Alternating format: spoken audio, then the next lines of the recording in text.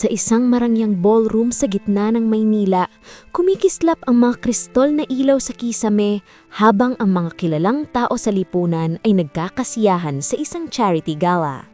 Sa gitna ng lahat ng iyon ay nakatayo si Celeste Villarreal, isang dalagang bilyonarya, 25 taong gulang, nagmamay-ari ng ilang hotel chain at isa sa pinakahinahangaang babae sa lungsod.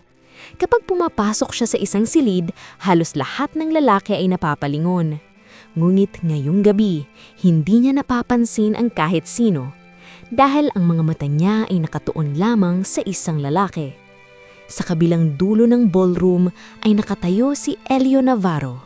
Matangkad, matikas, tahimik ang aura ngunit may kakaibang lalim sa kanyang mga mata.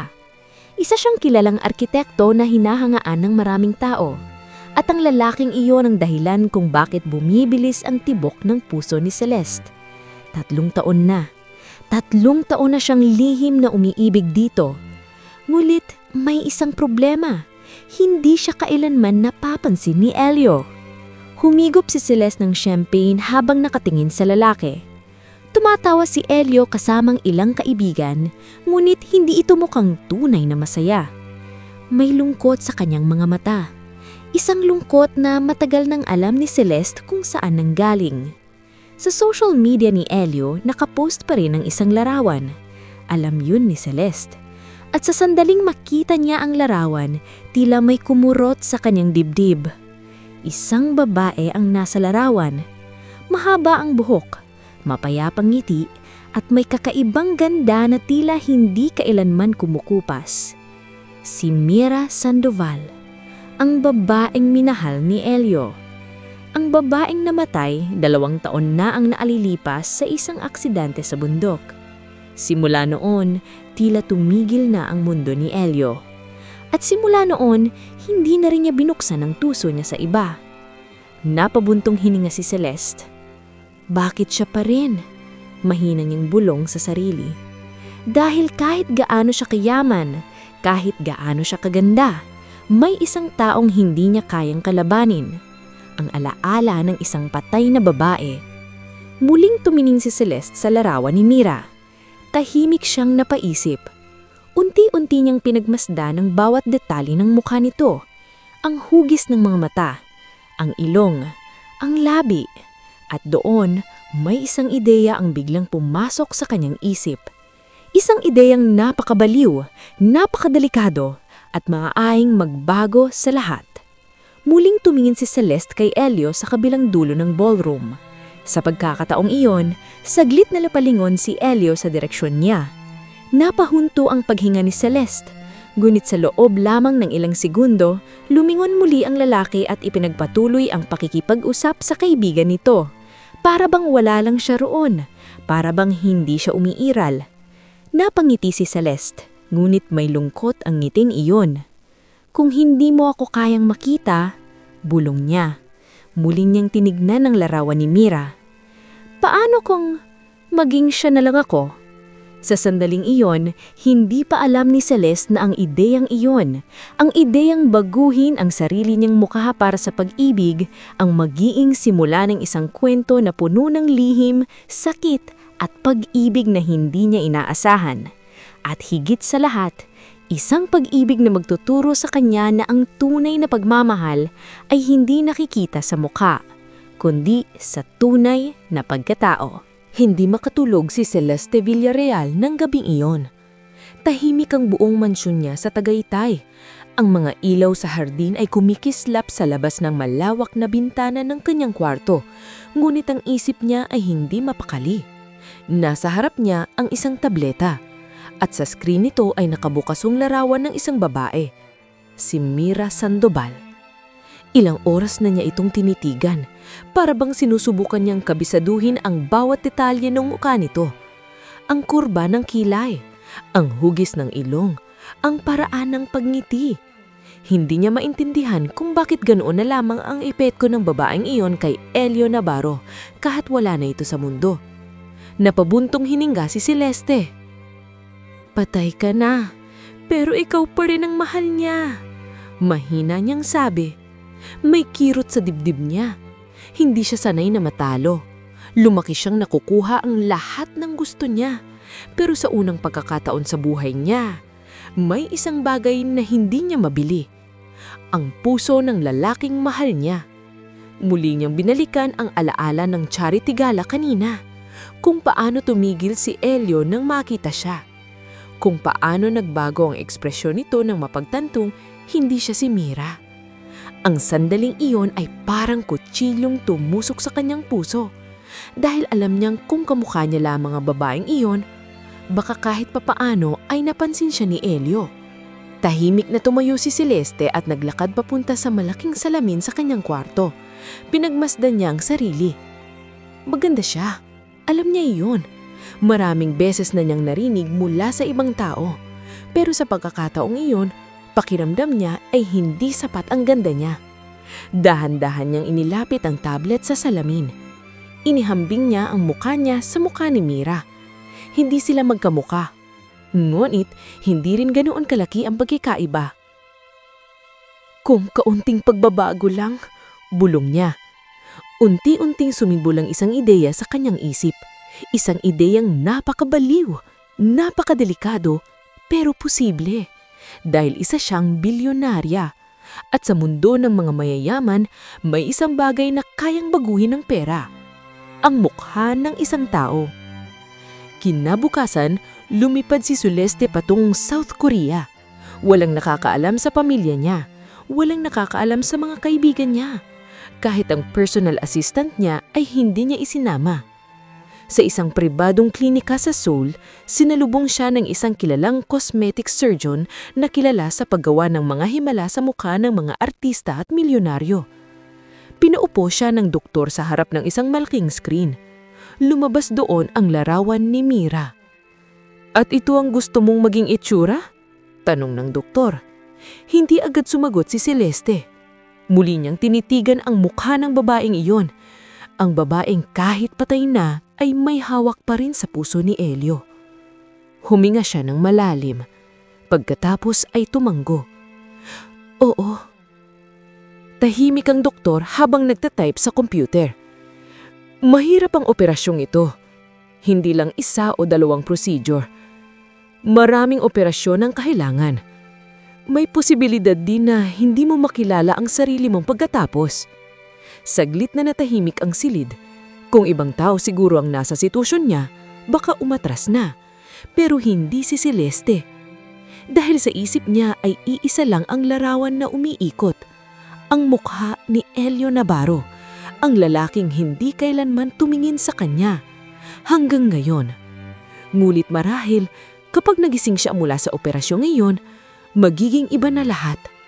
Dahan-dahan ngumiti si Celeste, isang ngiti na may halong lungkot at pag-asa. Simulan na natin, sabi niya. At sa sandiling iyon, hindi niya alam na ang desisyong iyon ay hindi lamang babaguhin ang kanyang mukha. Babaguhin din nito ang kanyang kapalaran. At ang pag-ibig na akala niyang makukuha niya ay magiging mas komplikado kaysa sa inaasahan niya. 6 na buwan ang lumipas. 6 na buwan ng operasyon, pagpapagaling at pag-iisa. Sa isang pribadong klinika sa Seoul, tahimik na nakaupo si Celeste Villarreal sa harap ng malaking salamin sa kanyang kwarto. Mabagal ang tibok ng puso niya habang hawak ang maliit na salamin sa kamay.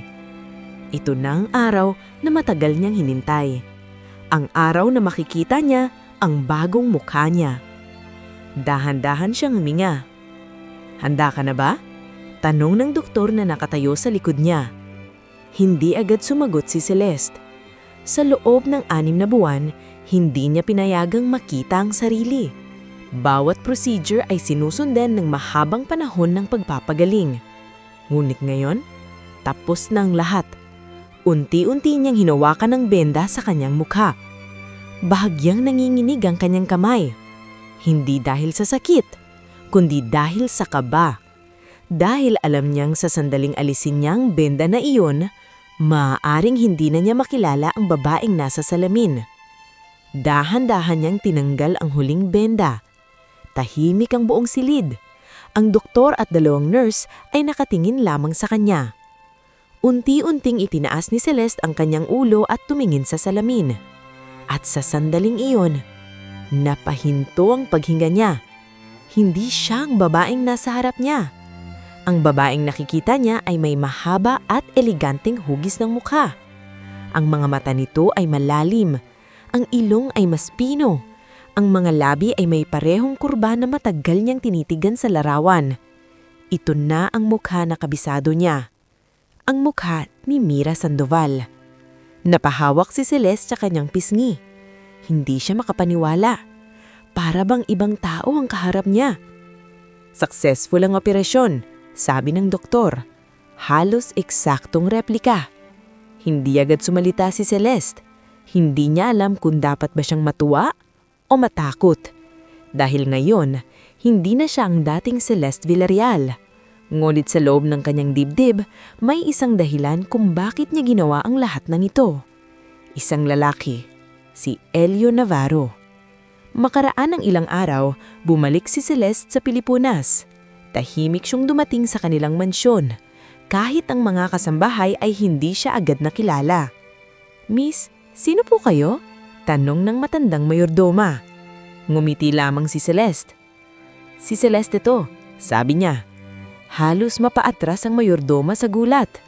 Hindi makapaniwala ang lahat sa pagbabago niya. Ngunit para kay Celeste, hindi iyon ang mahalaga. May isang taong gusto niyang makita. Isang linggo matapos ang kanyang pagbabalik, may balitang kumalat sa social circle ng Maynila. Magkakaroon ng isang malaking charity event sa isang luxury hotel. At isa sa mga pangunahing bisita roon ay si Elio Navarro. Habang nakaupo sa harap ng kanyang vanity mirror, pinagmasdan ni Celeste ang sarili. Ang bagong mukha niya. Ang mukhang ginawa niya para sa pag-ibig. Hinawakan niya ang kwintas sa kanyang leeg at huminga ng malalim. Sa pagkakataong ito, mahina niyang sabi sa sarili, "Mapapansin mo na ako." Ngulit hindi alam ni Celeste na sa gabing iyon, ang muling pagkikita nila ni Elio ay hindi lamang magiging simula ng kanilang kwento, kundi magiging simula rin ng isang katotohanan na magpapayanig sa kanilang dalawa. Dahil sa sandaling makita siya ni Elio, may isang salitang kusang lalabas sa bibig nito. Isang pangalan na hindi kanya.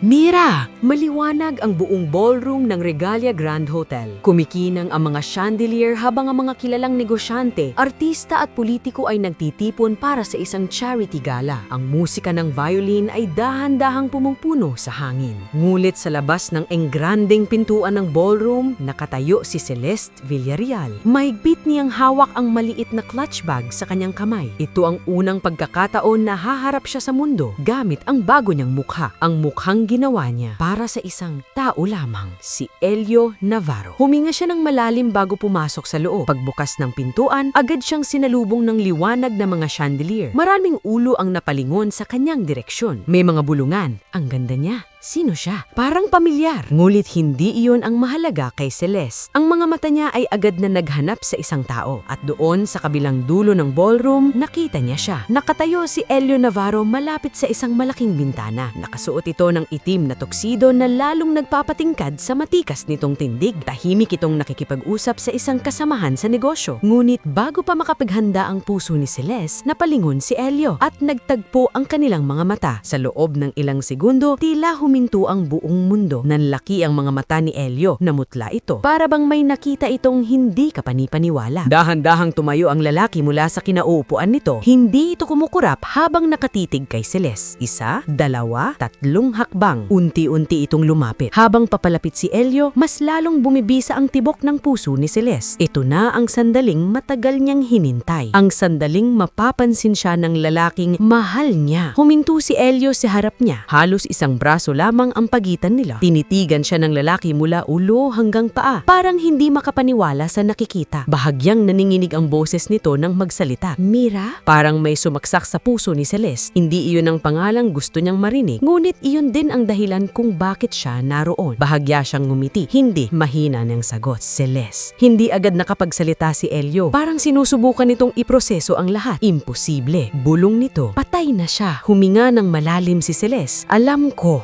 Tahimik ang sandali sa pagitan nila. Sa unang pagkakataon, matagal na tinitigan ni Elio ang kanyang mukha. Ngunit ngayon, may kakaibang emosyon sa mga mata nito. Pagkalito, pananabik at isang lungkot na matagal nang nakatago. Magkamukha kayo, sabi ni Elio sa wakas. Halos pareho. Napangiti si Celeste ngunit may kaunting sakit sa kanyang puso dahil alam niyang ang mukhang tinitigan ni Elio ngayon ay hindi tunay na kanya. Sa likod nila, nagsimulang magbulungan ng mga bisita. Napansin na ng lahat ang pagkakahawig. Kamukha niya si Mira, parang multo. Ngunit hindi iyon narinig ni Elio. Nakatitig lamang ito kay Celeste para bang may bahagi ng nakaraan nito na biglang nabuhay. Pwede ba kitang makausap? Tanong nito. Hindi na mapigilan ni Celeste ang maliit na ngiti sa kanyang labi dahil sa wakas, ang lalaking hindi kailanman tumingin sa kanya ay nakatingin na ngayon ng direkta sa kanyang mga mata. Ngunit hindi pa alam ni Celeste na ang gabing iyon ay magbubukas ng isang lihim. Ang lihim na kapag nalaman ni Elio, maaaring tuluyan itong layuan ang babaeng nasa harap niya. Ang babaeng ginawang lahat para mahalin. Tahimik ang maliit na balcony ng Regalia Grand Hotel. Sa loob ng ballroom ay patuloy ang kasiyahan, musika, tawanan at ingay ng mga basong champagne. Ngunit sa labas, tanging malamig na hangin at mga ilaw ng lungsod ang kasama ni na Celeste Villarreal at Eleo Navarro. Pareho silang nakataya sa gilid ng balkonahing tanaw ang buong Maynila. Hindi agad nagsalita si Eleo. Paminsan-minsan ay napapatingin ito kay Celeste para bang sinusubukang tilakin na hindi siya nananaginip. Samantala, ramdam ni Celeste ang bawat segundo ng katahimikan. Hindi niya alam kung ito bang simula ng lahat o simula ng pagkasiraan ng plano niya. Sa wakas, nagsalita si Eleo. "Pasensya ka na kung kanina sabi nito, sabay hinga ng malalim. "Tinawag kitang Mira." Mahina lamang na nangumiti si Celeste. "Ayos lang," sagot niya. "Hindi naman ikaw ang unang taong napagkakamalan akong iba." Ngunit sa loob niya ay may kaunting kirot dahil alam niyang hindi iyon simpleng pagkakamali. Ang mukha na tinitingnan ni Eleo ngayon ay mukha ng babaeng minsan nitong minahal. Tahimik na napatingin si Eleo sa lungsod. "Hindi ko lang talaga inaasahan," sabi nito, "na may taong kamukhang-mukha niya." Napatingin si Celeste sa kanya. "Ganun ba siya kaimportante sa'yo?" Hindi agad sumagot si Eleo. Matagal itong nakatingin sa malayo, para bang binabalikan ng isang alaala na ayaw nitong pakawalan. "Mahal ko siya," sagot nito sa wakas. Diretso, simple. Ngunit ramdam ni Celeste ang bigat ng mga salitang iyon. Kahit matagal na itong alam, kahit iyon ang dahilan kung bakit niya ginawa ang lahat. "Hanggang ngayon?" tanong niya. Saglit na natahimik sa Eleo. Pagkatapos ay bahagya itong ngumiti, isang ngiting puno ng lungkot. "May mga taong hindi mo talaga makakalimutan." Parang may kumurot sa puso ni Celeste, ngunit pinilit niyang manatiling kalmado.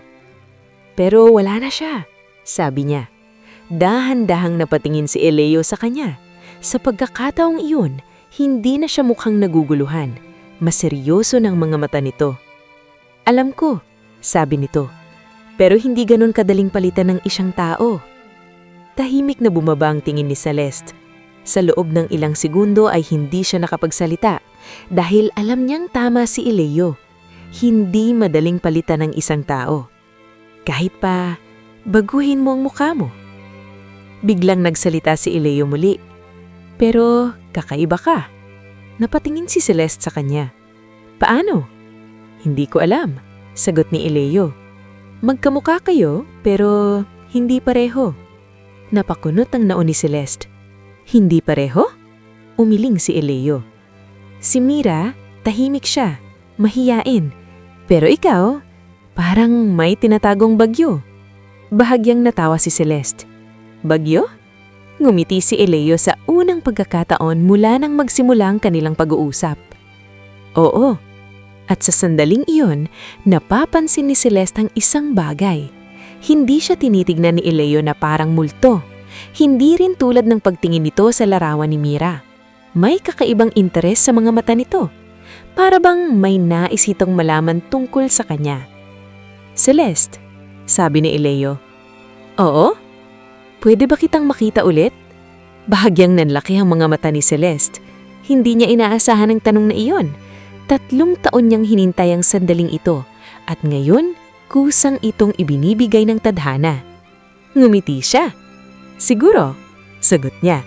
Ngunit habang nakatingin siya sa mga mata ni Eleo, may isang tanong na hindi mawawala sa isip niya. Kung sakaling mahulog ang loob nito sa kanya, ito ba ay dahil sa kung sino siya? O dahil sa mukha ng babaeng minsan nitong minahal? At ang tanong na iyon ang magsisimulang gumulo sa kanyang puso habang mas lalo pa silang nagiging malapit. Dahil sa likod ng kanilang unti-unting kapagkaibigan, may isang lihit na maaaring sumira sa lahat. Simula ng gabing iyon sa Regaya Grand Hotel, may isang bagay na nagbago sa buhay ni Celeste Villarreal. Bigla na lamang naging bahagi ng araw-araw niyang routine ang isang pangalan, Elio Navarro. 3 araw matapos ang charity gala, nagulat si Celeste nang makatanggap siya ng mensahe mula sa isang hindi kilalang numero. Good morning, Elio ito. Libre ka ba mamaya? May gusto sana akong ipakita. Halos mapangiti si Celeste habang binabasa iyon. 3 taon niya itong hinintay. 3 taon niyang inisip kung kailan siya mapapansin ng lalaking iyon. At ngayon, ito na mismo ang naghahanap sa kanya. Saglit siyang nag-isip bago sumagot. Saan? Mabilis ding dumating ang reply. Sa bagong project site ko, baka magustuhan mo. Kinahapunan, dumating si Celeste sa isang malaking construction site sa Makati.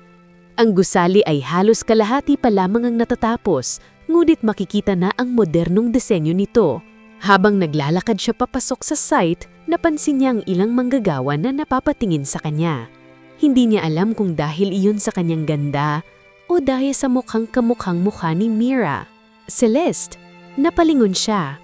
Nakatayo si Elio Navarro ilang metro ang layo sa kanya, nakasuot ng simpleng polo at safety helmet.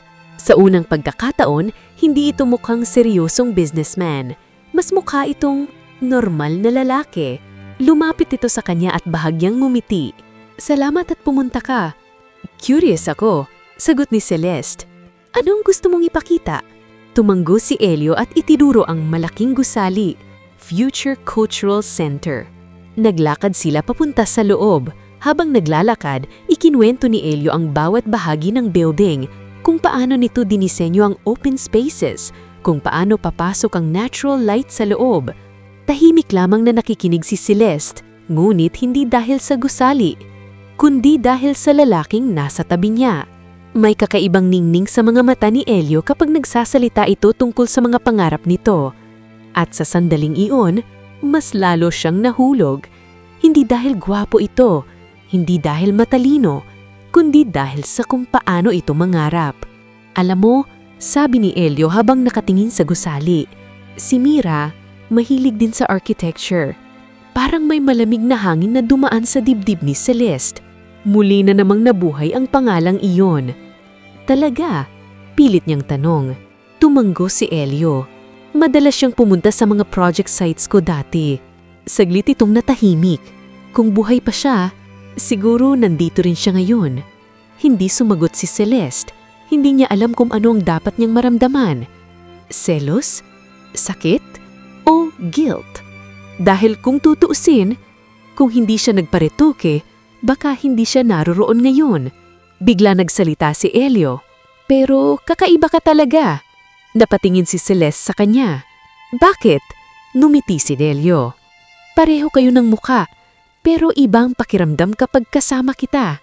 Parang may tumigil sa puso ni Celeste. Iba? Mahina niyang tanong. Tumanggo si Elio. Mas buhay.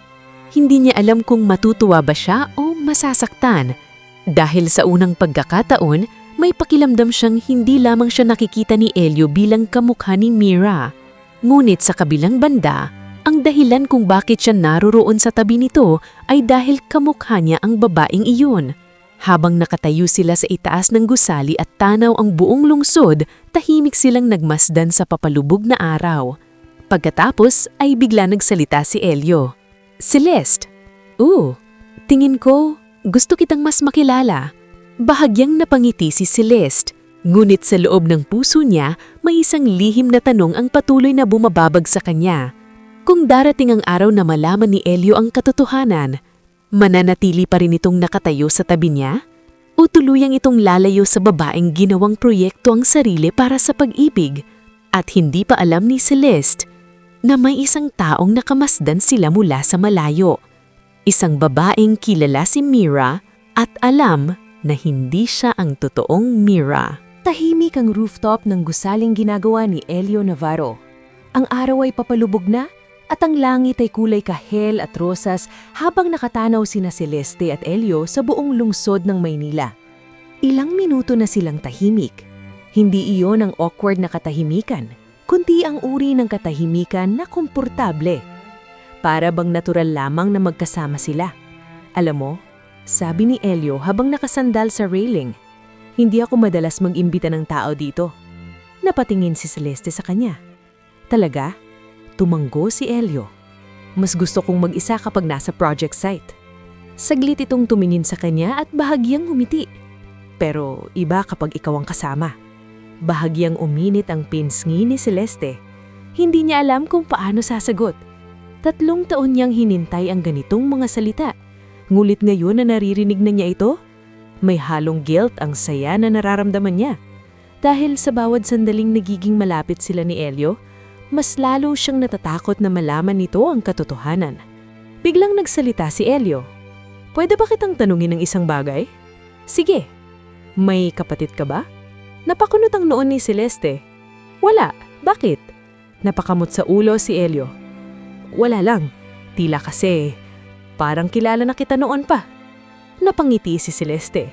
Kung alam mo lang, gusto niyang sabihin, matagal na kitang kilala.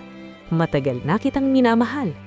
Ngunit bago pa siya makasagot, may isang malamig na boses ang biglang nagsalita mula sa likod nila. Elio? Pareho silang napalingon. Isang babae ang papalapit sa kanila. Matangkad, eleganting manamit, at may mga matang matalim na parang sinusuri ang bawat galaw ni Celeste. Lara, sabi ni Elio, hindi ko alam na pupunta ka. Lumapit ang babae at ngumiti kay Elio. Ngunit nang napunta ang tingin nito kay Celeste, biglang nawala ang ngiti nito. Nanlaki ang mga mata niya. Para bang may nakitang multo. Mira? Halos kapareho ng reaksyon ni Elio noong unang silang nagkita. Ngunit iba ang pakiramdam ng tingin ng babaeng ito. Hindi ito puno ng lungkot, kundi puno ng pagdududa. Hindi, sagot ni Celeste. Celeste. Lumapit pa si Lara, hindi inaalis ang tingin sa mukha ni Celeste. Pinagmasdan niya ito mula ulo hanggang paa. Parang may sinusuri. Parang may hinahanap na mali. Magkamukha kayo, sabi niya sa wakas. Tumanggo si Elio. Yun din ang sabi ko. Ngunit hindi numiti si Lara. Sa halip ay tila lalo pang tumalim ang tingin nito. Kakaiba naman ang tadhana ha, sabi niya. Na may babaeng kamukhang mukha ng kaibigan kong patay na. Bahagyang nanlamig ang katawan ni Celeste. Kaibigan ni Mira? Tungkakilala kayo? Tanong ni Elio. Tumanggo si Lara. College best friend ko si Mira. Sa sandaling iyon, pakilamdam ni Celeste bumigat ang hangin sa paligid. Dahil kung may taong maaaring makapansin ng kakaiba sa kanya, ito ay ang babaeng minsang nakakilala kay Mira. Lumapit si Lara kay Celeste. Napakalapit. Halos isang hakbang lamang ang pagitan nila. Hindi ito ngumiti. Sa halip ay diretsyo itong tumingin sa kanyang mga mata. At ikaw naman, Celeste? Sabi niya. Ang tanong ko lang, bahagya itong yumuko, parang may lihim na ibinubulong. Paano ka naging kamukha niya? Napakabigat ng tanong. Ngunit bago pa makasagot si Celeste, nagsalita si Elio. Lara, bahagyang napaatras ang babae. Ngumiti ito, ngunit halatang pilit. Wala lang, curious lang ako. Ngunit habang nakangiti si Lara, may isang bagay na napansin si Celeste. Ang paraan nitong pagtititig sa kanya. Parang may alam, parang may pinagdududahan. At habang pababa sila ng gusaling pagkatapos ng pag-uusap na yun, may isang pakiramdam si Celeste na hindi mawawala sa isip niya. Na ang babaeng yon ay maaaring maging simula ng pagkakabunyag ng kanyang lihim. Dahil sa unang pagkakataon mula nang nagparitoke siya, may isang taong tumingin sa kanya at hindi naniwalang siya ay isang simpleng kamukha lamang. Simula ng araw na yun sa construction site, may isang bagay na hindi mapakali sa isip ni Celeste Villarreal. Isang pangalan, Lara Quintana. Habang nakaupo si Celeste sa loob ng kanyang kotse pauwi mula sa meeting, hindi mawala sa isip niya ang paraan ng pagtitigig ni Lara sa kanya. Hindi iyon simpleng pagtataka. Hindi rin iyon paghanga. Ito ay pagdududa. At iyon ang pinakakinatatakutan ni Celeste. Miss Celeste, diretso po ba tayo sa bahay? Tanong ng driver. Oo, sagot niya, ngunit halatang wala sa sarili. Muli niyang binalikan sa isip ang sinabi ni Lara. Paano ka naging kamukha niya? Napahawak si Celeste sa kanyang pisngi. Hanggang ngayon, minsan ay hindi pa rin siya sanay sa mukha niya sa salamin. Para bang may ibang tao ang nakatira sa balat niya. Pero para kay Elio, ito ang dahilan kung bakit siya napansin. Kung hindi niya ginawa iyon, baka hanggang ngayon ay hindi pa rin siya nakikita ng lalaking mahal niya. Kinabukasan, nagkita muli sina Celeste at Elio. Nagkape sila sa isang tahimik na cafe sa BGC. Habang nagsasalita si Elio tungkol sa bagong project nito, napansin ni Celeste ang isang bagay. Mas relaxed ito kapag kasama siya. Mas madalas itong ngumiti at minsan ay napapahawak pa sa kamay niya kapag may pinapaliwanag. Maliliit na bagay, pero sapat na iyon para bumilis ang tibok ng puso ni Celeste. Celeste, napansin ni Elio na tila wala sa sarili ang babae. Kanina ka pa tahimik, may iniisip ka ba? Bahagyang ngumiti si Celeste. Wala naman, ngunit hindi niya kayang sabihin ang totoo. Hindi niya kayang sabihin na natatakot siya, hindi kay Elio, kundi sa babaeng maaaring makasira ng lahat. Bigla nagsalita si Elio. Alam mo, kakaiba talaga ang timing mo. Napukunot ang noo ni Celeste. Bakit? Lumabas ka sa buhay ko sa panahon na akala ko hindi na ako muling magiging masaya. Hindi makapagsalita si Celeste. Sa sandaling iyon, gusto niyang umamin. Gusto niyang sabihin ng lahat. Na matagal na niya itong minamahal. Na ginawa niya ang lahat para mapansin siya. Ngunit hindi niya magawa. Dahil natatakot siya. Natatakot na kapag nalaman ni Elio ang totoo, mawawala ito sa kanya. Samantala, sa kabilang bahagi ng lungsod, may isang babaeng nakaupo sa harap ng laptop, si Lara Quintana. Tahimik niyang pinagmamasdan ang isang larawan sa screen. Larawan ni Celeste Villarreal mula sa isang magazine. Kasama ang isang lumang larawan ni Mira Sandoval. Pinagtabi niya ang dalawang larawan. Halos pareho, halos eksakto. Napakunot ang noo ni Lara. Imposible, bulong niya. Walang taong ganito kalapit ang pagkakahawig ng walang dahilan. Muli niyang binalikan ng alaala ng araw na nakita niya si Celeste. Ang hugis ng mukha, ang ngiti, ang mga mata, para itong kinopya. Bigla siyang may naalala, isang bagay na sinabi ni Mira noong buhay pa ito. Kung may taong kamukha ko sa mundo, siguro matatawa ko. Dahan-dahang isinara ni Lara ang laptop at sa sandaling iyon, may nabuo ng desisyon sa isip niya. Malalaman niya ang totoo, kung sino talaga ang babaeng iyon, kung bakit ito kamukha ng kaibigan niyang namatay, at kung bakit bigla itong lumitaw sa buhay ni Elio Navarro.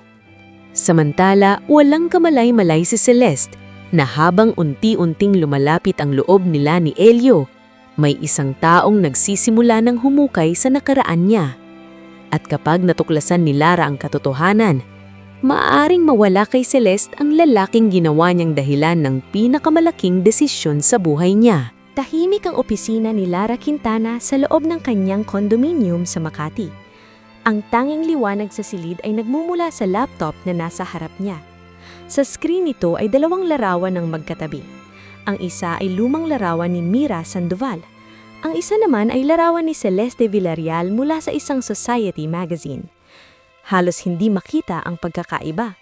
Parehong hugis ng muka, parehong mga mata, parehong ngiti.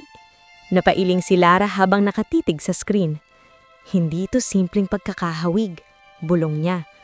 Kilalang-kilala niya si Mira. 4 na taon silang magkasama sa kolehiyo. Alam niya kung paano ito ngumiti, kung paano ito magsalita, kung paano ito tumingin sa mga tao. At nang makita niya si Celeste sa rooftop ng construction site, may isang bagay na agad niyang napansin. Ang mukha ay pareho, pero ang aura ay hindi. Muling bumalik sa isip ni Lara ang sandaling iyon, ang paraan ng pagtititig ni Celeste sa kanya. May kaba sa mga mata nito, parang may tinatagong lihim, at iyon ang dahilan kung bakit hindi mapakali si Lara. Hindi niya kayang baliwalain ang pakiramdam na iyon. Dahan-dahan niyang kinuha ang kanyang telepono. May tinawagan siya. "Hello?" Sagot ng isang lalaki sa kabilang linya. "Albert, kailangan ko ng tulong." "Tungkol saan?" "Background check." Napahinto ang lalaki. "Kanino?" Tumingin si Lara muli sa larawan ni Celeste sa laptop. Sa isang babae. Pangalan niya, Celeste Villarreal. Tahimik sandali ang lalaki. "Yung billionaire?" "Oh, anong gusto mong malaman?" Huminga ng malalim si Lara. "Lahat." Samantala, sa kabilang bahagi ng lungsod, nasa loob ng isang maliit ngunit eleganteng restaurant sina Celeste at Elio. Ito na ang pangatlong beses nilang lumabas na magkasama sa loob lamang ng isang linggo. Habang nag-uusap sila, napansin ni Celeste na mas madalas nang ngumiti si Elio. Mas relaxed na ito, at minsan ay nahuhuli niyang nakatitig ito sa kanya. Hindi tulad ng unang gabi na parang multo ang tingin nito sa kanya. Ngayon ay tila may ibang emosyon na sa mga mata nito. "Anong iniisip mo?" tanong ni Elio. Napatingin si Celeste sa kanya. Wala. Ngunit napansin ni Elio na tila may bumabagab sa kanya. "Sigurado ka? Kanina ka patahimik eh." Ngumiti si Celeste. "Napapagod lang siguro." Tumanggo si Elio, ngunit halatang hindi ito kumbinsido. Pagkatapos ng hapunan, naglakad sila sa labas ng restaurant. Malamig ang hangin ng gabi habang naglalakad sila sa sidewalk na puno ng ilaw ng lungsod. Biglang nagsalita si Elio. "Celeste." "Oo, may kakaiba sa'yo." Bahagyang nandaki ang mga mata ni Celeste. "Bakit mo nasabi?" Huminto si Elio sa paglalakad. Huminga ito ng malalim bago nagsalita. "Nung unang kitang nakita, akala ko bumalik si Mira." Saglit na tumigil ang puso ni Celeste. Pero habang tumatagal, napatingin si Elio sa kanya. "Hindi na ikaw si Mira sa paningin ko." Hindi niya alam kung ano ang dapat maramdaman. Tuwa, takot, o guilt. Dahil kahit na unti-unti na siyang nakikita ni Elio bilang sarili niya, ang simula ng lahat ng ito ay isang kasinungalingan. Samantala sa apartment ni Lara, may dumating ng email sa kanyang laptop mula sa isang lalaking tinawagan niya kanina. Background report, Celeste Villarreal. Tahimik niyang buksan ang file. Habang binabasa niya ang impormasyon, unti-unting nanlaki ang kanyang mga mata. May isang detalye na agad tumatak sa isip niya. 6 na buwan nawala si Celeste sa publiko. Walang balita, walang larawan, walang event. Para bang biglang itong naglaho. At pagkatapos ng 6 na buwan, bumalik ito sa lipunan na may bagong mukha. Napaatras si Lara sa kanyang upuan. Sa sandaling iyon, nagsimulang mabuo ang isang teorya sa isip niya. Isang teorya na maaaring magpaliwanag kung bakit may babaeng kamukha ni Mira. At kung tama siya, hindi simpleng pagkakahawig ang nangyayari, kung hindi isang pinanadong pagbabago ng mukha. At kapag napatunayan niya iyon, maaaring magbago ang tingin ni Elio sa babaeng unti-unti niyang minamahal. Tahimik ang gabi sa kondominium ni Lara Quintana. Nakatayo siya sa harap ng malaking bintana habang tanaw ang kumikislap na ilaw ng Maynila sa ibaba. Sa mesa sa likod niya ay nakabukas ang laptop. At sa screen nito ay ang report tungkol kay Celeste Villarreal. 6 na buwan na pagkawala sa publiko. Pagkatapos ay biglang pagbabalik. At kasabay nito, isang bagong mukha. Dahan-daang ngumiti si Lara. Plastic surgery. Bulong niya. "Ang talino mo, Celeste." Ngunit hindi iyon ang dahilan kung bakit siya nakangiti. Sa totoo lang, hindi si Celeste ang problema niya. Ang problema niya ay si Elio Navarro. Matagal na niya itong mahal. Matagal na. Bago pa man dumating sa buhay nito si Mira Sandoval. Ngunit sa kabila ng lahat ng ipinakita niyang pag-aalaga at pagiging malapit kay Elio, may isang babaeng dumating at kinuha ang puso nito. Si Mira.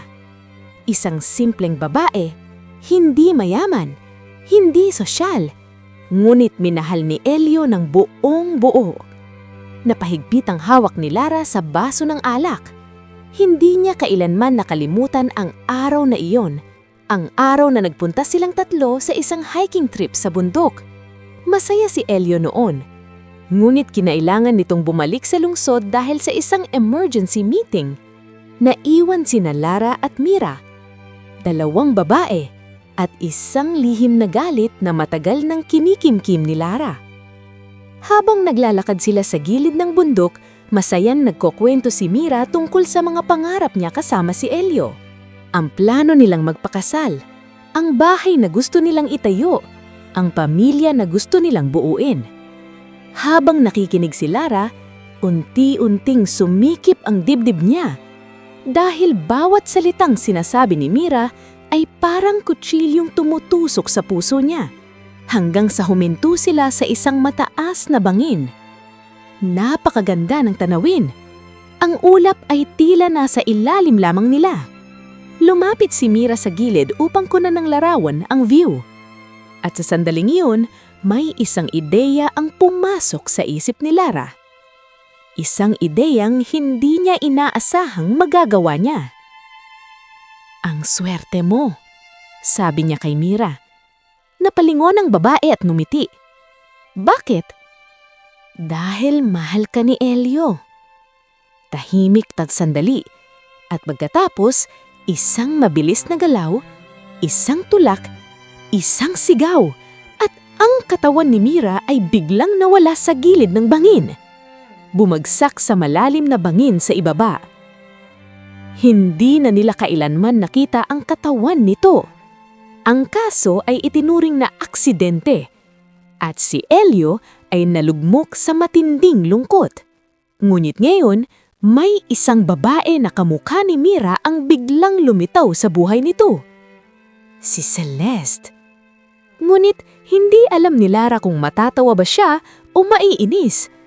Dahil kahit na ginaya ng babaeng iyon ang mukha ni Mira, hindi pa rin ito makukuha ang puso ni Elio. Hindi habang naroon siya. Isinara ni Lara ang laptop at muling tumingin sa lungsod. "Hindi kita ibibigay sa kahit kanino, Elio," mahina niyang sabi. Ngunit sa sandaling iyon, hindi niya alam na sa isang malayong probinsya sa Hilagang Luzon, may isang babae ang unti-unting naglalakad sa isang maliit na baryo. Mahaba ang buhok, maputla ang balat, at may isang tiklat sa gilid ng kanyang noo. Huminto siya sa harap ng isang maliit na tindahan. Pagkatapos ay tinanong ang matandang babae roon. "Pwede ko bang gamitin ang telepono?" "Para saan, hiha?" tanong ng matanda. Tahimik ang babae sandali, at pagkatapos ay sinabi niya ang isang pangalan. "May tatawagan lang ako. Si Elio Navarro." Dahil ang babaeng matagal nang inaakalang patay ay buhay pa. At malapit na siyang bumalik sa buhay ng lalaking minsan niyang minahal. Maaga pa lamang ay gising na si Elio Navarro. Nakatayo siya sa harap ng malaking bintana ng kanyang penthouse habang tanaw ang abalang lungsod ng Maynila. Sa kanyang kamay ay isang tasa ng kape na halos hindi pa niya nababawasan. Ngunit hindi ang lungsod ang tinitingnan niya. May iniisip siya. Isang mukha. Ang mukha ni Celeste Villarreal. Hindi niya maipaliwanag kung bakit mula nang makilala niya ang babae ay tila may nagbago sa loob niya. Sa una, inakala niyang isa lamang itong masakit na paalala ng nakaraan dahil kamukha ito ni Mira. Ngunit habang tumatagal, napapansin niyang hindi na iyon ang dahilan kung bakit niya gustong makita si Celeste. May kakaiba rito. May init sa presensya nito. May lakas ng loob at saya na matagal nang nawala sa buhay niya. Napangiti si Elio nang maalala kung paano ito tumawa noong nakaraang gabi habang nagkukwento siya tungkol sa kanyang trabaho. "Hindi ka talaga marunong magpahinga," sabi ni Celeste noon. "Kapag natapos ang building na ito, saka na ako magpapahinga," Sagot niya. Baka by that time matanda ka na? Biro nito. Napailing si Elio sa alaala. Matagal na rin siyang hindi tumatawa ng ganoon. Ngunit bago pa niya maituloy ang pag-iisip, biglang tumunog ang telepono sa mesa. Hindi niya agad pinansin, hanggang sa patuloy itong tumunog. Sa wakas ay nilapitan niya ito at sinagot ang tawag. Hello? Tahimik sa kabilang linya. Hello? Ulit ni Elio. May mahinang tunog ng hangin at pagkatapos ay isang boses ng babae ang nagsalita. Mahina. Parang nanginginig. Elio. Parang biglang tumigil ang mundo ni Elio. Hindi siya nakagalaw. Hindi siya nakapagsalita. Dahil kabisado niya ang boses na iyon. Boses na matagal na niyang hindi narinig. Isang boses na akala niya ay hindi na niya muling maririnig habang buhay. Mira? Tahimik sandali ang kabilang linya. Pagkatapos ay narinig niya ang isang mahinang sagot. Oo, ako ito. Napahawak si Elio sa mesa. Hindi niya alam kung nananaginip ba siya o nababaliw. Imposible, bulong niya. Patay ka na. Akala ko rin, sagot ng babae. Pero buhay pa ako. Napakabigat ng katahimikan sa pagitan nila. Sa loob ng ilang segundo, hindi alam ni Elio kung ano ang dapat niyang sabihin. Ang babaeng matagal niyang iniyakan. Ang babaeng akala niyang nawala na sa mundo ay nagsasalita ngayon sa kabilang linya. Sakan ka? Tanong niya sa wakas. Nasa malayo ako, sagot ng babae. Pero babalik ako. Napapikit si Elio. Hindi niya alam kung matutuwa ba siya o matatakot. Dahil kung totoo ito, magbabago ang lahat. Bakit ngayon ka lang nagpakita? Tanong niya sa wakas. Tahimik sandali ang babae. At pagkatapos ay sinabi nito ang isang bagay na lalong nagpabibilis ang tibok ng puso ni Elio. Dahil may isang taong nagtangkang patayin ako. Biglang bumigat ang hangin sa paligid. Ano? Gulat na tanong ni Elio. May nagtulak sa akin sa bangin. Napahigpit ng hawak ni Elio ang telepono. Hindi ko nakita ang mukha niya. Pero alam kong kilala ko siya. Tahimik ang sandali. Pagkatapos ay sinabi ng babae ang huling salita bago naputol ang tawag. Mag-iingat ka, Elio. Hindi lahat ng tao sa paligid mo ay mabuti. At sa sandaling iyon, may isang pangalan ang kusang pumasok sa isip ni Elio. Isang babaeng kamakailan lamang ay pumasok sa buhay niya. Isang babaeng kamukha ng taong matagal niyang minahal.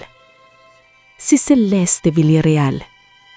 Ngunit sa kabilang bahagi ng lungsod, walang kaalam-alam si Celeste na may isang babaeng muling nabuhay mula sa nakaraan ni Elio. At ang pagbabalik na iyon ay maaaring sirain ang lahat ng bagay na unti-unti nilang binubuo. Magulo ang isip ni Elio Navarro buong maghapon. Hindi siya mapakali. Hindi siya makapag-focus sa trabaho. Hindi rin siya mapaniwala sa nangyari kagabi. Ang tawag, ang boses, ang pangalan, Mira. Ilang beses niyang binalikan ang tawag sa isip niya. Bawat salita, bawat hinga, bawat sandali ng katahimikan. Hindi iyon panaginip. Hindi rin iyon prank. Kabisado niya ang boses na iyon. Ang boses ng babaeng minahal niya ng buong buo. Ngunit, imposible. Patay na si Mira. Walang katawan na natagpuan noon, ngunit malinaw ang ulat ng mga pulis. Nahulog ito sa bangin at walang taong makakaligtas sa ganoong taas. Pero, paano kung buhay nga ito? Biglang may kumatok sa pintuan ng kanyang opisina. Sir? Napatingin siya, ang kanyang assistant. May bisita po kayo. Sino? Si Lara Quintana. Bahagyang nagulat si Elio. Papasukin mo. Pagbukas ng pinto, pumasok si Lara na may dalang maliit na ngiti. "Busy ka ba?"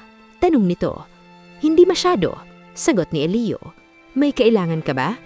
Umupo si Lara sa harap ng mesa niya. Napansin ni Elio na tila seryoso ang mukha nito.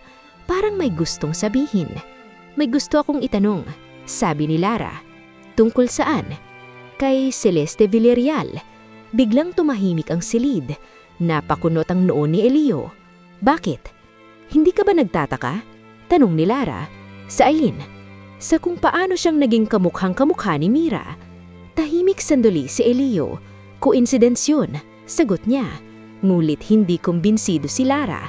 Dahan-dahan nitong inilabas ang tablet mula sa bag niya at inilapag sa mesa. "Sigurado ka ba?" Binuksan niya ang isang file. Lumabas sa screen ng mga larawan ni Celeste, mga lumang larawan at mga bagong larawan. 6 na buwan siyang nawala sa publiko, sabi ni Lara, at pagkatapos bumalik, nagbago ang mukha niya. Napatingin si Elio sa screen. May kakaibang pakihamdam na gumapang sa dibdib niya. "Anong gusto mong sabihin?" tanong niya. "Plastic surgery," diretsyong sagot ni Lara. Tahimik ang opisina. Hindi agad nagsalita si Elio. Hindi niya alam kung dapat ba siyang maniwala. Ngulit, biglang bumalik sa isip niya ang tawag kagabi, ang boses ni Mira at ang sinabi nito. "May nagtulak sa akin sa bangin." Napahigpit ang hawak ni Elio sa mesa.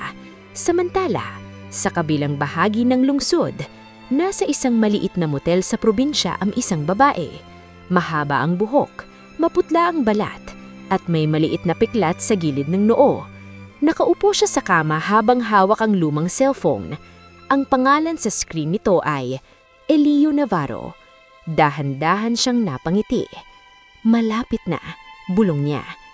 Pagkatapos ay tumingin siya sa maliit na salamin sa mesa. Sa refleksyon nito ay makikita ang mukha na matagal nang inaakalang nawala. Si Mira Sandoval. Ngulit sa pagkakataong ito, hindi na siya ang dating mahiyain at masayang babae. May kakaibang lamig na sa kanyang mga mata. Dahil alam niyang ang pagbabalik niya sa buhay ni Elio ay hindi lamang para sa pag-ibig, kundi para sa katotohanan at para sa paghahanap sa taong nagtangkang pumatay sa kanya. Hindi mawawala sa isip ni Elio Navarro ang mga sinabi ni Lara Quintana. Plastic surgery. Ang mga lumang larawan ni Celeste Villarreal. Ang 6 na buwan nitong pagkawala. At higit sa lahat, ang tawag kagabi mula sa babaeng nagpakiyalang Mira. Magulo ang lahat. Hindi niya alam kung ano ang dapat paniwalaan. Buong maghapon siyang nakaupo sa opisina, ngunit halos wala siyang natapos na trabaho. Sa tuwing ipipakit niya ang mga mata, 2 mukha ang paulit-ulit na lumilitaw sa isip niya. Ang mukha ni Mira at ang mukha ni Celeste. Magkapareho. Ngunit, sa loob niya, alam niyang magkaiba ang pakiramdam kapag kasama niya ang 2 babae. Si Mira ay isang alaala, isang sugat, isang pag-ibig na iniwan ng nakaraan. Samantalang si Celeste, para itong bagong simula. Isang bagay na hindi niya inaasahang maramdaman muli. Bandang gabi, nakatanggap siya ng mensahe. Mula kay Celeste. "Libre ka ba? May gusto sana akong ipakita." Hindi niya alam kung bakit, ngunit gumaan ang pakiramdam niya nang mabasa iyon. Parang may kung anong liwanag na pumapasok sa magulong isip niya. "Saan?" sagot niya. Agad dumating ang reply. "Sa Baywalk, may sumpresa ako." Makalipas ang 30 minuto, naroon na si Elio sa tabi ng dagat. Mahina ang hangin. Ang mga ilaw ng lungsod ay nagre-reflect sa tubig habang marahang dumadaloy ang alon. At doon niya nakita si Celeste. Nakatayo ito malapit sa railing. Nakasuot ng simpleng puting damit na bahagyang hinahampas ng hangin. Para itong eksena sa isang pelikula. Lumapit siya. "Anong sorpresa?" tanong niya. Ngumiti si Celeste. "Isara mo ang mata mo." Napakunot ang noo ni Elio, ngunit sumunod pa rin. Pagkaraan ng ilang segundo, "Okay, pwede mo nang buksan." Pagdilat niya, nakita niyang maliit na booth sa gilid ng Baywalk. Isang matandang lalaki na nagbebenta ng mga simpleng sketch portrait. "Tara!" sabi ni Celeste habang hinihila siya. Magpapaguhit tayo. Bahagyang natawa si Elio.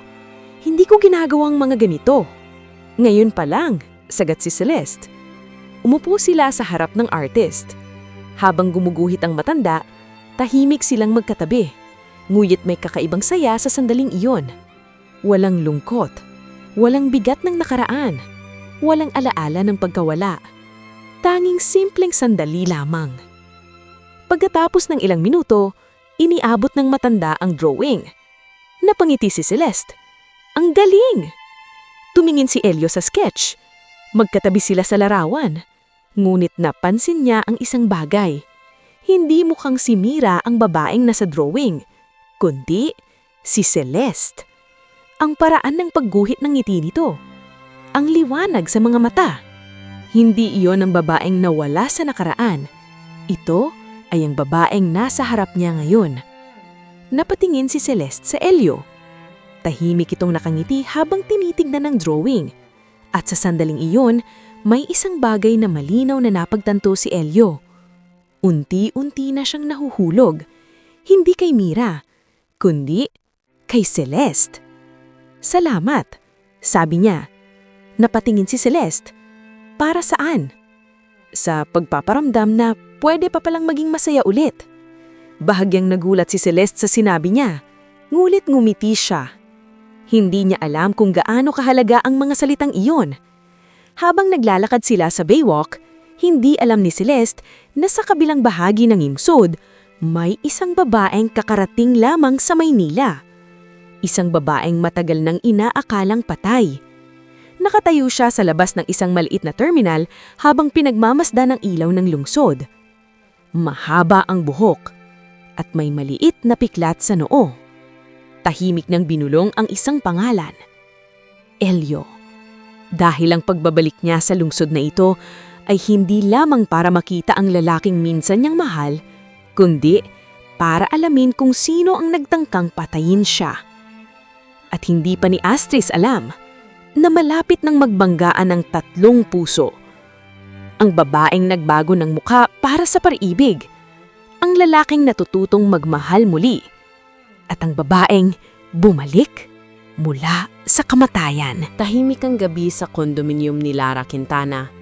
Nakaupo siya sa sofa habang hawak ang isang baso ng red wine. Nakapatay ang karamihan sa ilaw sa sala at ang tanging liwanag ay mula sa city lights na pumapasok sa malawak na bintana. Ngunit kahit tahimik ang paligid, magulo ang isip niya. Simula nang makita niya si Celeste Villarreal, parang may bumabalik na mga alaala na matagal na niyang pilit tinatabunan. Ang bangin, ang sigaw, ang pagbagsak, at ang mukha ni Mira Sandoval bago ito mawala sa dilim. Mabilis niyang ininom ang laman ng baso. Hindi na siya babalik. Mahina niyang bulong sa sarili. Ilang taon na. Patay na siya. Pinilit niyang paniwalaan iyon. Pinilit niyang kumbinsihin ang sarili. Ngunit sa kaibuturan ng kanyang puso, may isang maliit na bahagi na hindi kailanman naging panatag. Isang bahagi na patuloy na bumubulong. Paano kung buhay siya? Biglang may kumatok sa pintuan. Napakunot ang noon ni Lara. Halos 10:00 na ng gabi. Sino ang pupunta sa oras na ito? Dahan-dahan siyang tumayo at naglakad papunta sa pinto. Sandali, sabi niya. Pagbukas niya ng pinto, biglang nanlamig ang buong katawan niya. Parang tumigil ang mundo. Parang nawala ang hangin sa kanyang baga. Sa harap niya ay nakatayo ang isang babae. Mahaba ang buhok, maputla ang balat, at may maliit na piklat sa gilid ng noo. Ang babaeng matagal na niyang akala ay wala na sa mundo. Mira. Nanginginig ang boses ni Lara. Ang baso sa kanyang kamay ay nahulog sa sahig at nabasag. Tahimik lamang na nakatingin si Mira Sandoval sa kanya. Walang ngiti, walang emosyon. Hello Lara, sabi nito. Parang may bumagsak na bato sa dibdib ni Lara. Napaatras siya ng isang hakbang. Hindi, imposible, bulong niya. Patay ka na. Umiling si Mira. Hindi, sinubukan mo lang akong patayin. Parang sumikip ang silid. Hindi na napigilan ni Lara ang panginginig ng kanyang katawan. Unti-unting bumalik ang lahat ng alaala. Ang araw na iyon sa bundok, ang galit, ang selos, at ang sandaling itinulak niya ang kaibigan niya sa bangin. Napahawak siya sa kanyang ulo. "Hindi ko sinasadya," nanginginig niyang sabi. Ngunit hindi siya pinaniwalaan ng kanyang sariling konsensya. "Sinadya mo," malamig na sagot ni Mira. Tahimik ang sandali, at pagkatapos, biglang napaluhod si Lara sa sahig. Tumulo ang luha mula sa kanyang mga mata. "Hindi ko na kaya," umiyak niyang sabi. Hindi na niya kayang itago ang lahat. Hindi na niya kayang takasan ang katotohanan. "Oo, ako ang nagtulak sa'yo." Tahimik si Mira habang nakatingin sa kanya. "Bakit?" tanong niya. Napahigpit ang kamay ni Lara sa sahig. Dahil ang sagot sa tanong na iyon ay matagal na niyang tinatago. Isang lihim na hindi niya kailanman sinabi kahit kanino. "Dahil kay Elio," sabi niya sa wakas. Nanlaki ang mga mata ni Mira. "Matagal ko na siyang mahal, bago ka pa dumating sa buhay niya." Humagulgol si Lara. "Pero ikaw ang pinili niya. Lahat ng pangarap niya, ikaw ang kasama. Lahat ng ngiti niya, ikaw ang dahilan." Napapikit siya habang patuloy ang pag-iyak. "At hindi ko na kaya." Tahimik ang buong silid. Tanging ang ikhip ni Lara ang maririnig. Pagkaraan ng ilang segundo, dahan-dahang nagsalita si Mira. "Alam ba ni Elio?" Umiling si Lara. "Hindi. Walang may alam. Akala ng lahat aksidente iyon." Napatingin siya kay Mira, puno ng takot ang kanyang mga mata. "Anong gagawin mo?" Tahimik si Mira sandali. Pagkatapos ay sinabi niya ang mga salitang kinatatakutan ni Lara. "Babalik ako sa buhay ni Elio." Nanlaki ang mga mata ni Lara. "Hindi pwede." "Bakit?" Dahil alam ni Lara ang kung ano ang mangyayari kapag nakita ni Mira si Elio. Malalaman nito ang katotohanan. At kapag nangyari iyon, hindi lamang ang lihim niya ang masisira, kundi pati ang buhay na pilit niyang binuo matapos ang gabing iyon. Ngunit, hindi pa alam ni Lara na bukod sa kanya, may isa pang babae ang maaapektuhan ng pagbabalik ni Mira. Ang babaeng nagbago ng mukha para sa pag-ibig.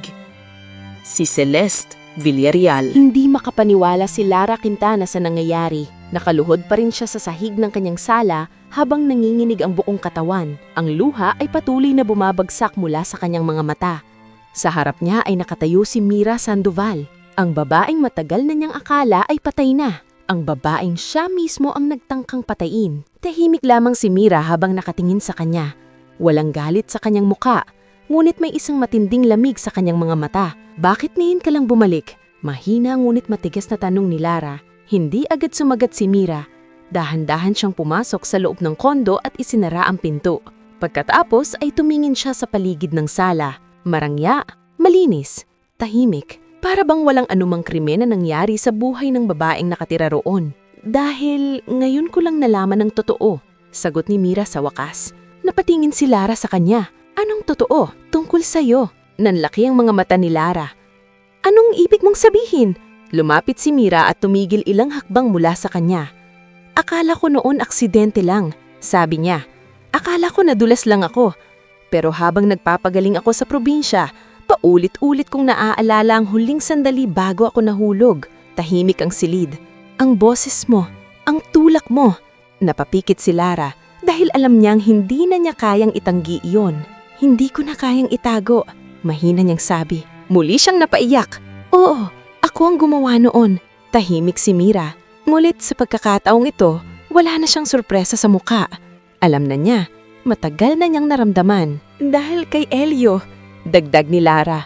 "Siya lang ang lalaking minahal ko, pero ikaw ang pinili niya." Napahawak siya sa kanyang dibdib habang umiiyak. "Hindi ko kinaya ang sakit." Saglit na tumahimik si Mira. Pagkatapos ay nagsalita siya. "Hindi ko inaasahan na ganito kalalim ang galit mo." Umiling si Lara. "Hindi galit, selos." Pag-ibig! Napatingin siya kay Mira. Alam mo ba kung gaano kasakit na makita siyang ngumiti sa'yo? Na makita siyang mangarap kasama ka? Hindi sumagot si Mira dahil alam niyang hindi niya kayang baguhin ang naramdaman ni Lara noon. Ngulit hindi rin ito kayang baguhin ang ginawa nitong krimen. Pagkaraan ng ilang sandali, tinanong ni Lara ang bagay na matagal nang bumabagabag sa isip niya. Alam ba ni Elio na buhay ka? Umiling si Mira. Hindi pa. Bahagyang gumaan ang paghinga ni Lara. Ngulit agad ding bumalik ang kaba. Sasabihin mo ba sa kanyang lahat? Tanong niya. Tahimik si Mira sandali. Pagkatapos ay sinabi niya ang sagot na kinatatakutan ni Lara. Oo, nanlaki ang mga mata ni Lara. Hindi mo pwedeng gawin iyon. Bakit? Dahil natigilan siya. Hindi niya alam kung paano ipapaliwanag ang takot niya. Kapag nalaman ni Elio ang totohanan, hindi lamang siya mawawala sa buhay nito, kundi masisira rin ang lahat ng reputasyon niya. Ngulit bago pa siya makapagsalita muli, sinabi ni Mira ang isang bagay na lalong nagpayanig sa kanya. Pero may isa pang bagay na gusto kong malaman. Napatkunot ang noo ni Lara. Ano yon? Ang babaeng kamukha ko. Nanlamig ang katawan ni Lara, si Celeste Villarreal. Nanlaki ang mga mata ni Lara dahil hindi niya inaasahan na alam na ni Mira ang tungkol sa babaeng iyon. At gusto kong malaman, sabi ni Mira, kung bakit may isang babae na may mukha ko na malapit ngayon kay Elio. Tahimik ang silid, habang sa kabilang bahagi ng lungsod, masayang naglalakad sina Elio at Celeste sa ilalim ng mga ilaw ng gabi. Hindi alam ni Celeste na malapit nang bumalik ang babaeng ginaya niya. At kapag nangyari iyon, maaaring mawala sa kanya ang lalaking ginawa niyang dahilan ng pinakamalaking sakripisyo sa buhay niya. Tahimik ang sala ng kondominium ni Lara Quintana. Sa gitna ng silid ay nakaupo si Lara habang nakatayo sa harap niya si Mira Sandoval. Dalawang babaeng tarehang may bahagi sa puso ni Elio Navarro. Ngumit na yon, hindi pag-ibig ang namamadgitin sa kanila, kundi isang madilim na katotohanan. Sabihin mo sakin, malamig na sabi ni Mira. Sino si Celeste Villarreal? Napahigpit ang hawak ni Lara sa kanyang damit. Hindi niya alam kung ano ang dapat sabihin dahil sa sandaling ito, wala na siyang maitatago. Huminga siya ng malalim. Isang bilyonarya, sagot niya. Isang babaeng biglang nagpakita sa buhay ni Elio. Hindi inalis ni Mira ang tingin sa kanya. Pero bakit mukha ko ang dala niya? Tahimik sandali si Lara. Pagkatapos ay dahan-dahan niyang sinabi ang bagay na alam niyang magpapayanig sa babaeng nasa harap niya. Dahil ginaya niya ang mukha mo. Nanlaki ang mga mata ni Mira. Ano? Plastic surgery. Diretsong sagot ni Lara. Binago niya ang mukha niya para maging kamukha mo. Hindi makapaniwala si Mira sa narinig. Parang may malamig na tubig na ibinuhos sa kanyang katawan. Imposible. Hindi, sabi ni Lara. Sinadya niya iyon. Tumayo si Mira at naglakad papunta sa bintana. Ang lungsod ay kumikislak sa labas, ngulit sa isip niya ay isang bagay lamang ang umiikot. May isang babae na ginaya ang mukha niya para kay Elio. Napahawak siya sa sariling pisngi. Ang mukhang minsan niyang ipinagmamalaki. Ang mukhang minahal ni Elio, ngayon ay suot ng ibang babae. Bakit niya gagawin niyon? Mahina niyang tanong. Sumagot si Lara ng walang pag-aalinlangan. Dahil mahal niya si Elio. Napapikit si Mira. Sa sandaling iyon, may kakaibang sakit na dumaan sa dibdib niya. Hindi dahil sa galit, kundi dahil sa isang katotohanang unti-unti niyang napagtanto. Hindi siya ang nasa tabi ni Elio ngayon. Hindi siya ang kasama nitong tumawa. Hindi siya ang dahilan ng ngiti nito, kundi ang babaeng may mukha niya, si Celeste. Nakita na ba kayo? Tanong ni Lara. Umiling si Mira. Hindi pa. Ngumit sa loob niya ay alam niyang mangyayari iyon sa lalong madaling panahon dahil hindi siya bumalik sa Maynila lamang para magtago. Bumalik siya upang harapin ang nakaraan at ang lalaking minsan niyang minahal. Samantala, sa kabilang bahagi ng lungsod, masayang nag-uusap sina Elio at Celeste sa loob ng kotse habang bumabaybay sa kahabaan ng EDSA. Anong inihisip mo? Tanong ni Elio habang nagmamaneho. Ngumiti si Celeste. Wala. Sigurado? Oo. Ngulit sa totoo lang, maraming bagay ang tumatakbo sa isip niya. Ang takot, ang lihim, ang posibilidad na isang araw ay malaman ni Elio ang lahat. Habang nakatingin siya sa lalaki, bigla siyang nagsalita. Elio? Oo? Kung sakaling may malaman ka tungkol sa akin na hindi mo inaasahan, napakunot ang noo ni Elio. Anong ibig mong sabihin? Saglit siyang natahimik. Pagkatapos ay ngumiti. Wala, curious lang. Hindi na pinilit ni Elio ang sagot, ngunit sa sandaling iyon, hindi alam ni Celeste na sa loob lamang ng ilang araw, makikita na ni Elio ang babaeng akala niyang nawala na sa mundo. Ang babaeng tunay na may mukha na suot niya ngayon, si Mira Sandoval. At kapag nangyari iyon, masisimulan ang pinakamabigat na sandali ng kanilang kwento. Ang sandaling kailangang pumili ni Elio kung sino ang tunay niyang minahal. Ang babae mula sa nakaraan o ang babaeng pinili ng puso niya ngayon. Tahimik ang sala ng kondominium ni Lara Quintana. Sa gitna ng silid ay nakaupo si Lara habang nakatayo sa harap niya si Mira Sandoval. Dalawang babaeng karehang may bahagi sa puso ni Elio Navarro. Ngumit na yon, hindi pag-ibig ang namamadgitin sa kanila, kundi isang madilim na katotohanan. Sabihin mo sakin, malamig na sabi ni Mira. Sino si Celeste Villarreal? Napahigpit ang hawak ni Lara sa kanyang damit. Hindi niya alam kung ano ang dapat sabihin. Dahil sa sandaling ito, wala na siyang maitatago. Huminga siya ng malalim. Isang bilyonarya, sagot niya. Isang babaeng biglang nagpakita sa buhay ni Elio. Hindi inalis ni Mira ang tingin sa kanya. Pero bakit mukha ko ang dala niya? Tahimik sandali si Lara. Pagkatapos ay dahan-dahan niyang sinabi ang bagay na alam niyang magpapayanig sa babaeng nasa harap niya. Dahil ginaya niya ang mukha mo. Nanlaki ang mga mata ni Mira. Ano? Plastic surgery, diretsong sagot ni Lara. Binago niya ang mukha niya para maging kamukha mo. Hindi makapaniwala si Mira sa narinig. Parang may malamig na tubig na ibinuhos sa kanyang katawan. Imposible. Hindi, sabi ni Lara. Sinadya niya iyon. Tumayo si Mira at naglakad papunta sa bintana. Ang lungsod ay kumikislak sa labas, ngulit sa isip niya ay isang bagay lamang ang umiikot. May isang babae na ginaya ang mukha niya para kay Elio. Napahawak siya sa sariling pisngi. Ang mukhang minsan niyang ipinagmamalaki. Ang mukhang minahal ni Elio, ngayon ay suot ng ibang babae. Bakit niya gagawin yon?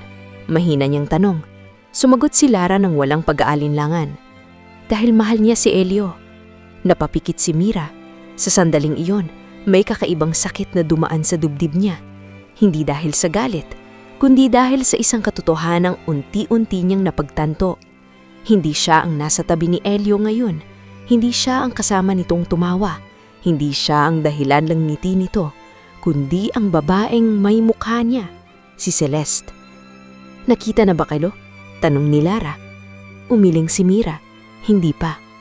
Ngumit sa loob niya ay alam niyang mangyayari iyon sa lalong madaling panahon dahil hindi siya bumalik sa Maynila lamang para magtago. Bumalik siya upang harapin ang nakaraan at ang lalaking minsan niyang minahal. Samantala, sa kabilang bahagi ng lungsod, masayang nag-uusap sina Elio at Celeste sa loob ng kotse habang bumabaybay sa kahabaan ng EDSA. Anong inihisip mo? Tanong ni Elio habang nagmamaneho. Ngumiti si Celeste. Wala. Sigurado? Oo. Ngulit sa totoo lang, maraming bagay ang tumatakbo sa isip niya. Ang takot, ang lihim, ang posibilidad na isang araw ay malaman ni Elio ang lahat. Habang nakatingin siya sa lalaki, bigla siyang nagsalita. Elio? Oo?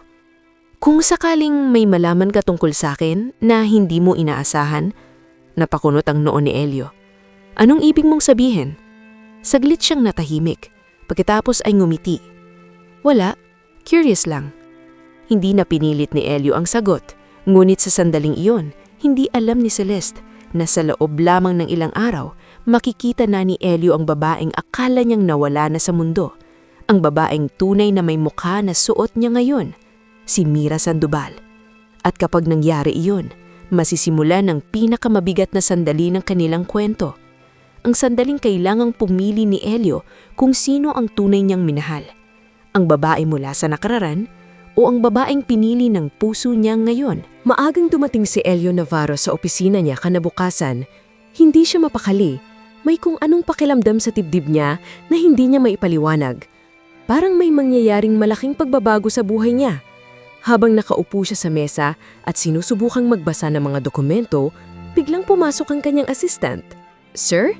Napatingin siya. Bakit? May naghahanap po sa inyo. Sino? Saglit na nag-alangan ng assistant bago sumagot.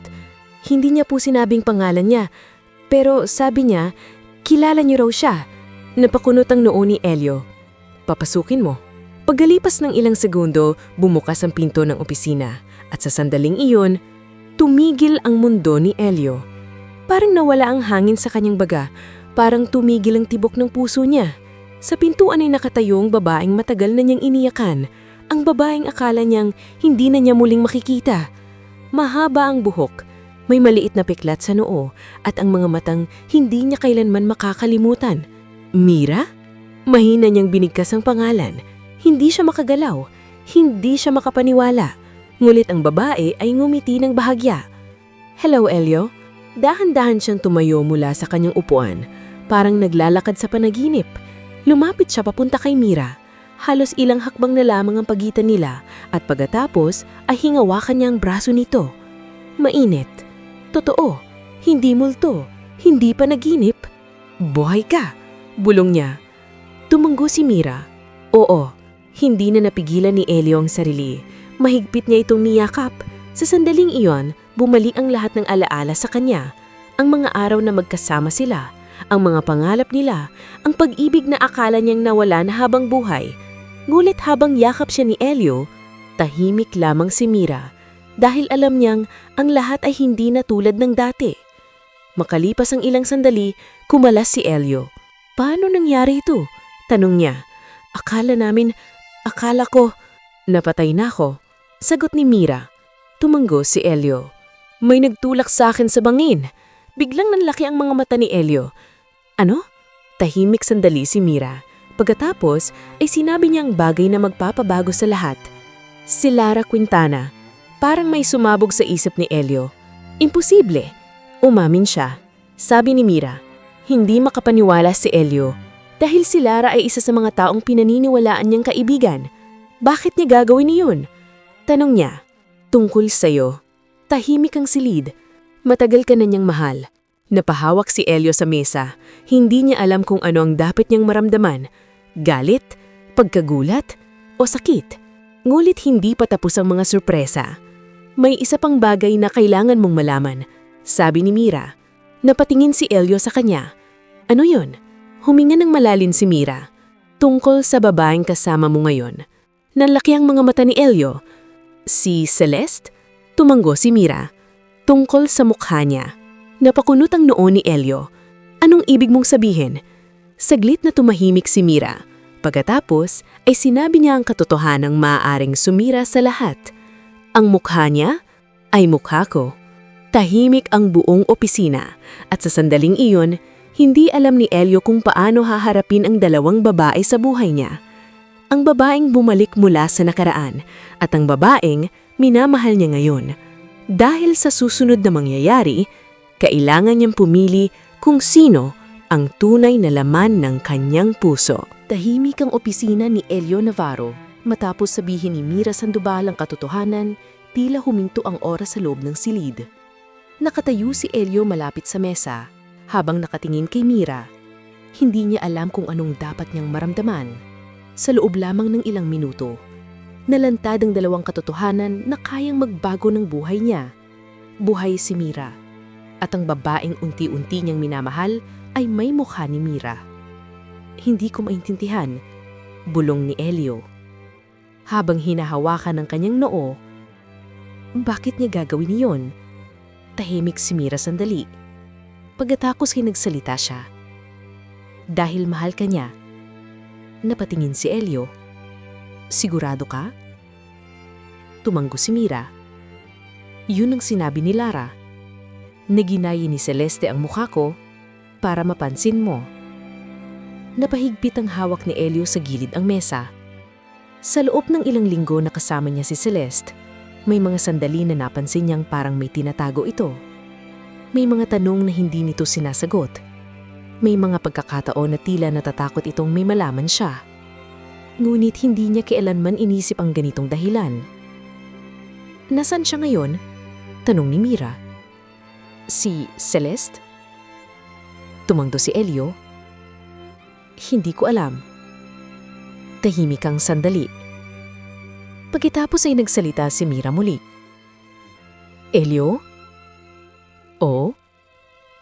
May tanong ako. Napatingin siya sa babae. Kung hindi niya ginaya ang mukha ko, maiibigan mo pa rin ba siya? Parang may kumurot sa puso ni Elio.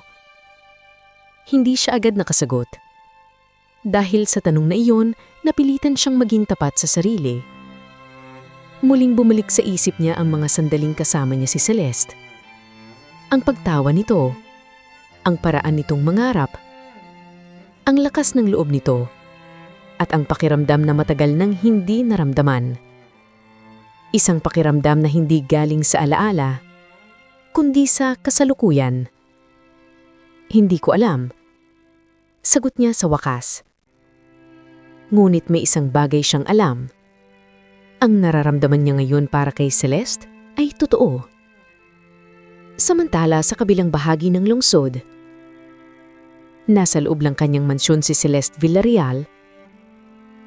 Nakaupo siya sa harap ng malaking salamin sa kanyang kwarto. Tahimik niyang pinagmamasdan ng sariling mukha. Ang mukhang ginawa niya para sa pag-ibig. Ngulit ngayon, hindi niya alam kung dapat pa ba niya itong ipagpatuloy. Dahil sa buong araw na iyon, may kakaibang pakiramdam siyang hindi maalis. Parang may paparating na bagyo sa buhay niya. Miss Celeste? Sabi ng kasambahay mula sa pintuan. Oh, may bisita po kayo. Napakunot ang noo ni Celeste. Sino? Hindi po niya sinabi ang pangalan niya. Pero sabi niya, mahalaga raw ang pag-uusapan ninyo. Tumayo si Celeste mula sa upuan. Dahan-dahan siyang naglakad pababa ng hagdanan ng mansyon. At sa sandaling makarating siya sa sala, tumigil ang kanyang paghinga. Sa gitna ng silid ay nakatayo ang isang babae. Mahaba ang buhok, may maliit na piklat sa noo, at may mukhang halos kapareho ng sa kanya. Nanlaki ang mga mata ni Celeste. Mira? Tahimik nang dumiti ang babae. Oo. Matagal kitang gustong makilala. Sa sandaling iyon, nagtagpo ang dalugong babaeng may iisang mukha. Ang babaeng nagmamahal kay Elio at ang babaeng may tunay na mukhang iyon. At sa susunod na mangyayari, malalaman ni Celeste kung kaya ba niyang ipaglaban ang pag-ibig niya kahit harapin ang babaeng pinagkunan niya ng mukha. Tahimik ang sala ng mansyon ni Celeste Villarreal. Magkatapat na nakatayo ang dalawang babae. Parehong mukha, parehong mga mata, parehong ngiti. Ngunit magkaiba ang kwento. Ang isa ay ang tunay na may-ari ng mukha. At ang isa ay ang babaeng nagbabo ng sarili para sa pag-ibig. Matagal na kitang gustong makita, sabi ni Mira Sandoval habang tinitignan si Celeste. Tahimik si Celeste. Hindi niya alam kung anong dapat niyang maramdaman. Hiya, takot, o lungkot. Dahil sa unang pagkakataon mula nang magparitoke siya, nakatayo sa harap niya ang babaeng ginaya niya. Pasensya na, mahina niyang sabi. Napakunot ang noo ni Mira. Para saan? Sa mukha mo. Bahagyang napangiti si Mira. Ngulit hindi iyon galit na ngiti. Mas parang pagod. Hindi mo ninakaw ang mukha ko, sabi nito. Pinili mo lang ang paraan na akala mo makakapagpasaya sa'yo. Napababa ang tingin ni Celeste. Pero mali pa rin. Tahimik ang sandali. At sa sandaling iyon ay pumasok sa sala si Elio Navarro. Napahinto siya. Sa harap niya ay dalawang babaeng may parehong muka. Ang babae mula sa nakaraan at ang babaeng minamahal niya ngayon. Celeste, mahina niyang sabi. Napatingin si Celeste sa kanya. May luha sa mga mata niya. Elio, kailangan kitang tanungin. Lumapit ito sa kanya. Ano yon? Kung hindi ako kamukha ni Mira, pipiliin mo pa rin ba ako? Tahimik ang buong silid. Hindi agad sumagot si Elio. Sa halip ay lumapit siya kay Celeste at dahan-dahang hinawakan ang kanyang mga kamay. Celeste, sabi niya, nung una kitang nakita, akala ko bumalik si Mira. Totoo yun. Napapikit si Celeste, ngunit nagpatuloy si Elio. Pero habang tumatagal, napagtanto kong hindi ikaw si Mira. Napatingin si Celeste sa kanya. Mas matapang ka, mas makulit ka, at mas pinapatawa mo ako kaysa sa kahit sino. Ngumiti siya ng bahagya. Hindi ako nahulog sa'yo dahil sa mukha mo. Minahal kita dahil ikaw si Celeste. Unti-unting tumulo ang luha ni Celeste dahil iyon ang mga salitang matagal niyang gustong marinig. Lumapit si Mira sa kanila. Tahimik siyang nakangiti. Alam mo, sabi niya kay Elio, noon pa man alam kong hindi ka mabubuhay sa alaala ko habang buhay. Napatingin si Elio sa kanya. Masaya ko na may taong nagmamahal sa'yo ngayon. Tahimik ang sandali. Pagkaraan ng ilang linggo, tuluyang nahuli si Lara Quintana. Ang pag-amin niya sa pagtulak kay Mira sa bangin ay naging dahilan upang makasuhan siya ng attempted murder. Sa huli, nahatulan siyang makulong. Isang mabigat na kapalit ng selos at pag-ibig na naging galit. Samantala, gumawa ng isang mahalagang desisyon si Celeste Villarreal. Sa tulong ng parehong doktor na nagbago ang kanyang muka, pinili niyang ibalik ang kanyang tunay na muka. Hindi na siya magtatago sa likod ng mukha ng ibang babae. Dahil sa wakas, alam na niya, ang tunay na pag-ibig ay hindi kailanman nangangailangan ng pagpapanggap. Makalipas ang ilang buwan, nakatayo sina Elio at Celeste sa rooftop ng bagong gusaling dinisenyo ni Elio. Tanaw nila ang buong lungsod. Ngumiti si Elio habang tinitignan ang bagong mukha ni Celeste. Mas maganda ka ngayon, sabi niya. Talaga? Oo, dahil ito na ang tunay na ikaw. Ngunit may isang bagay na kakaiba. Sa parehong araw na iyon, biglang nawala si Mira Sandoval. Walang paalam, walang iniwang mensahe. Para bang isang anino na dumaan lamang sa kanilang buhay. At hanggang ngayon, hindi alam ni Elio at Celeste kung nasaan siya. Ngunit may isang bagay na sigurado. Hindi patakos ang kanyang kwento. Dahil sa isang lugar sa malayong lungsod, may isang babaeng nakaupo sa loob ng tren. Tahimik siyang nakatingin sa bintana habang mabilis na duwadaan ang tanawin. At sa kanyang kamay ay may hawak siyang lumang larawan. Larawan nilang tatlo noon. Si Elio, si Mira, at si Lara. Mahina siyang ngumiti. Hanggang sa muli. Dahil ang kanyang paglaho ay hindi wakas, kundi simula ng isang bagong lihim. Wakas. Abangan ng kwartudang kwento, ang babaeng bumalik sa anino.